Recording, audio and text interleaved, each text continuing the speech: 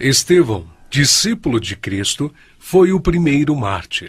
Ele foi um dos 7 diáconos em Jerusalém. Um homem cheio de fé e da sabedoria de Deus. Seu martírio foi ocasionado pela fidelidade com a qual pregou o Evangelho aos entregadores e assassinos de Cristo. Foram excitados eles a tal grau de fúria que o expulsaram para fora da cidade e o apedrejaram até matá-lo. E apedrejaram a Estevão, que em invocação dizia: Senhor Jesus, recebe o meu espírito. E pondo-se de joelhos, clamou com grande voz: Senhor, não lhes imputes este pecado. E tendo dito isto, adormeceu.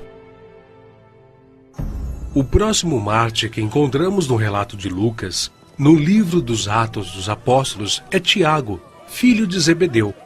Ganhava vida como pescador, mas quando Cristo o chamou para ser seu discípulo, abandonou sua profissão, seu pai, seu barco e seguiu a Jesus. Por ordem de Herodes Agripa, foi preso e decapitado em Jerusalém em meados dos anos 42 e 44, tornando-se assim o primeiro dos apóstolos a receber aquele cálice que ele mesmo tinha dito ao Salvador que estava disposto a beber. Filipe era natural da cidade de Betsaida, na Galileia, cidade de André e Pedro, um dos primeiros a ser chamado por Jesus, a quem trouxe seu amigo Natanael, dizendo que havia encontrado aquele de quem Moisés e os profetas haviam escrito, ou seja, a Jesus de Nazaré, o verdadeiro Messias. Historiadores afirmam que Filipe pregou na Frígia e foi apedrejado em Hierápolis. Tiago, chamado Menor, filho de Alfeu, evangelizou nas regiões da Palestina e no Egito. De acordo com escritos primitivos, foi martirizado com a idade de 99 anos, no ano 62 da era cristã, espancado e apedrejado pelos judeus, os quais usaram de um cacetete para feri-lo no crânio com requintes de crueldade. Também chamado Filho da Consolação, Barnabé era levita, natural de Chipre, um homem cheio do Espírito Santo. Foi companheiro de Paulo em muitas viagens. Vendeu seus bens e terras para ajudar os apóstolos na missão de pregar o Evangelho. Segundo a história nos conta, Barnabé foi torturado, arrastado com uma corda amarrada ao seu pescoço e depois queimado vivo. Evangelista Marcos. Foi ele quem, na companhia do apóstolo Pedro, escreveu o primeiro dos 4 evangelhos.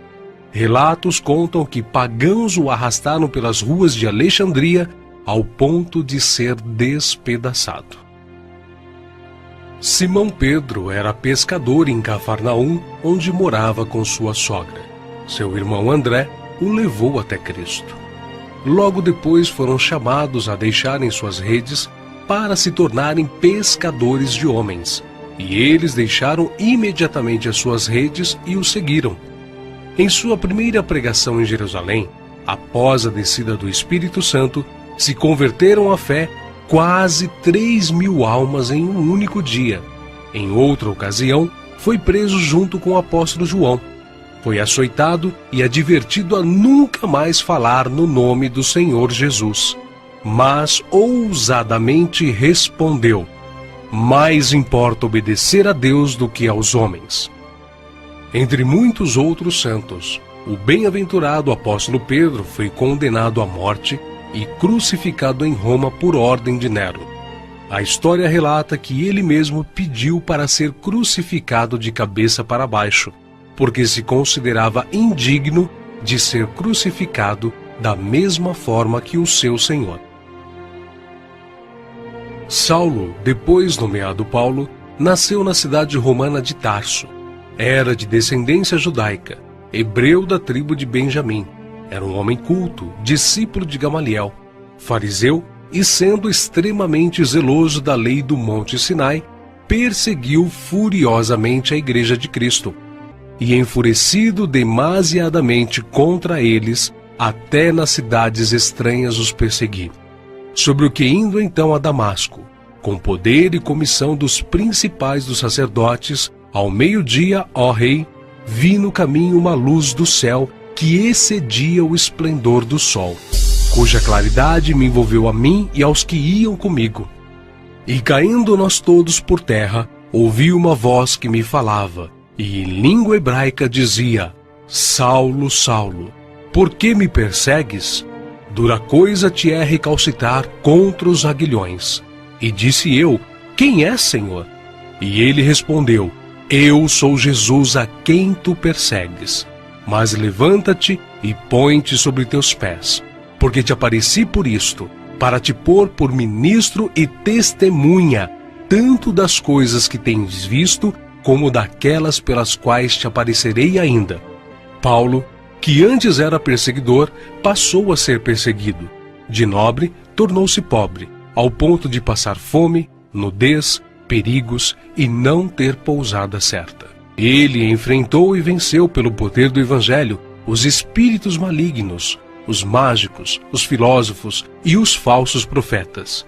Ele não temia homem algum, grande nem pequeno, nobre nem ignóbil, judeu nem grego, mas ensinava a palavra de Deus com toda a sinceridade, sem respeitar a aparência dos homens, para ser um servo de Cristo. Os seus feitos estão registrados não somente nas Sagradas Escrituras, mas também na história, principalmente na Grécia. Sua jornada entrou na etapa final em Jerusalém, em torno de 60 depois de Cristo. Vítima de inveja, ele foi preso e acusado de violar a lei judaica.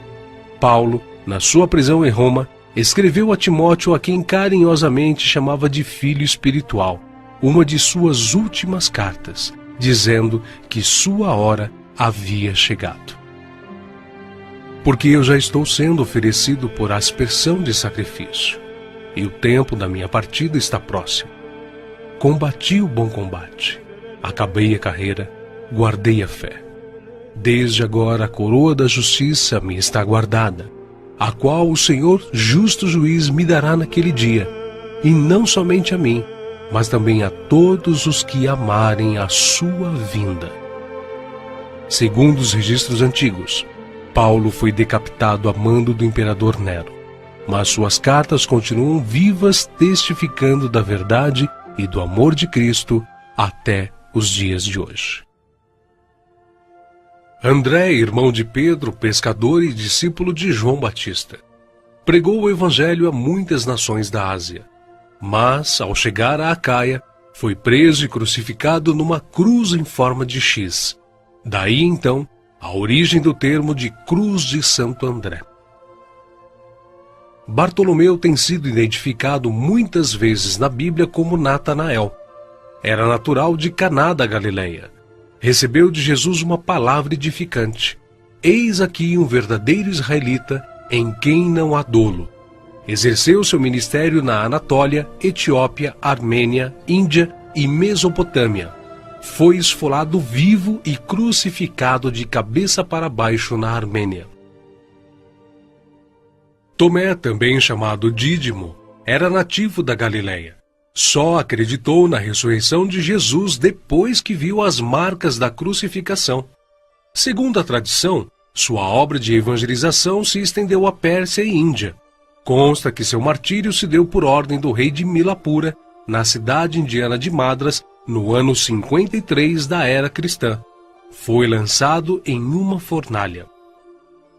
Mateus, filho de Alfeu, também chamado de Levi. Mateus foi cobrador de impostos, um publicano nos domínios de Herodes Antipas, em Cafarnaum.